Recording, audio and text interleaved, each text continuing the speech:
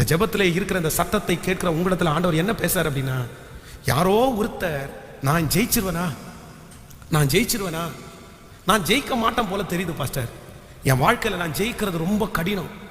நான் வாழ்க்கையிலே பிறந்தது முதல் அதான் ஃபர்ஸ்ட் என் கையில் பேப்பர் ஆன்சர் பேப்பர் வரும்போது அதில் ஃபெயில் அப்படின்னு போடப்பட்டவன் அன்னையிலேருந்து இன்னைக்கு வரைக்கும் ஃபெயில் தான் பாஸ்டர். நான் தோற்று போன ஒருத்தன், நான் தோற்று போன ஒருத்தி.